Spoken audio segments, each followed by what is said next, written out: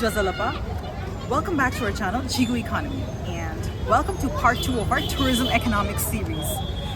Today, we are here at Ye Darbar Square in the heart of Kathmandu. Tourists everywhere, taking photos, visiting heritage sites, eating, shopping, hiring guides, and Nepal wants more tourists. But here's the question. What kind of tourists do we actually want?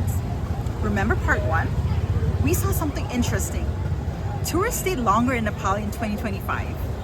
Average stay increased from 13 to 16 days, but average daily spending fell from $41 to $33. Sounds strange, right? Stay longer, but spend less each day? But before we jump into conclusions, there's an important data issue. 2025, Nepal introduced a tourism management information system, which tracks actual arrival and departure dates of tourists. And that gives us better information on how long tourists actually stay in Nepal.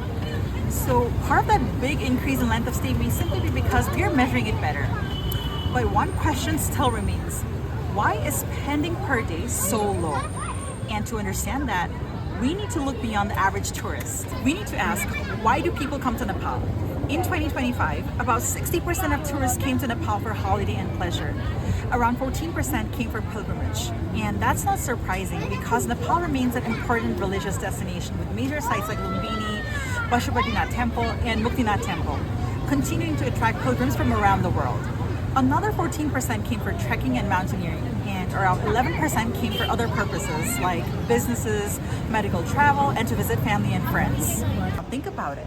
A trekking tourist who hires a guide, uses local transport, stays in hotels, takes domestic flights, and buys equipment will probably spend very differently from someone making a pilgrimage trip. And someone visiting family may spend differently again. So when the mix of tourists changes, the average spending changes too. Even if individual tourists haven't changed their spending behavior. Economists call this composition effect. And this is why more tourists doesn't automatically mean more tourism income.